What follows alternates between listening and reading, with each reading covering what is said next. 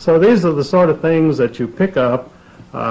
It's like prospecting for gold. You have to keep digging all the time, and you can go through a big pile of material, and you may come up with one or two little things like that. And of course, over the past 40-some years, I've been doing this work because I was introduced to it by a political prisoner in Washington named Ezra Pound. And I went by the National Gallery the other day, up on 7th and G, and they were having an exhibit called the Literary Avant-Garde of the 20th Century. And it was only 3 rooms, and one of the rooms, and this is something I never thought I'd see in Washington, I walked in, and this entire room is called the Pound Circle, and it was all about Ezra Pound and the influence that he had had on the literature of the 20th century. So I couldn't believe that I was actually standing in a room in Washington, D.C., where Ezra Pound had spent 13.5 years imprisonment without trial, and when they finally realized they would have to bring him to trial, they dropped all the charges and released him in 1958. He'd been sitting there since 1945, and he had said, "I will never accept any adjudication of this unless the government drops all charges." And when he told me that in 1948, when I first met him, I thought, well, Ezra Pound certainly is irrational in that regard, because the Jews, Walter Winchell and other Jews had said, Ezra Pound will be released from St. Elizabeth's Hospital only over my dead body. And so when I read Winchell's column, that was about 1950, I immediately sent him a letter stating, "Please let me know how we can arrange this as soon as possible."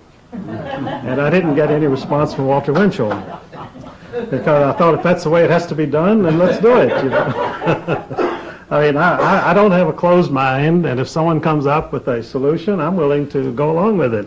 But that was the last Walter Winchell ever wrote about Ezra Pound, and of course, when Ezra Pound was released in 1958, then Walter Winchell did not mention it in his column at all, because there again, he had put himself out on a limb, and it had been sawed off under him.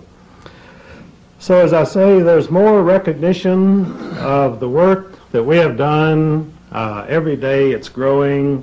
Every day the other side is becoming more vulnerable. And I don't want to preach any false optimism or to raise anyone's hopes. I just believe that the work that has been going on for the last 40 or 50 years, and of course there was a very important anti-communist movement in this country in the early 1920s, and most of the heroes of that movement are long gone and unsung. I knew a few of them, and they did the groundwork for work which was done in the 1930s when Elizabeth Dilling wrote the Red Network about the Roosevelt regime, and of course Ezra Pound was working in Europe, and there was a very strong anti-communist movement all through the 1920s and the 1930s, even though at that time the left wing had pretty well infiltrated the government, educational institutions, and the media, particularly the publishing industry. If you were an anti-communist, you could not get a book published in New York. And in the early 1920s, there was one company, G.P. Putnam, which did publish some anti-communist books. They were promptly taken over by the New York bankers. Their whole editorial staff was fired, and they put a communist Jew in to run Putnam's, and they became one of the most notorious pro-communist publishers, which they still are today. They're still operating. And this is the sort of technique which they use for total mind control of the American people. And unfortunately, we did pretty much sit still for it, and we let them get away with it because, you know, the American people have such a strong sense of fair play, and they say, we don't want to put anybody down, and we want everybody to express their opinion. And of course, what these criminals and these lunatics and these traitors did was to take over everything because of that sympathy and that honesty of the American people. We let our media be taken over by these criminals.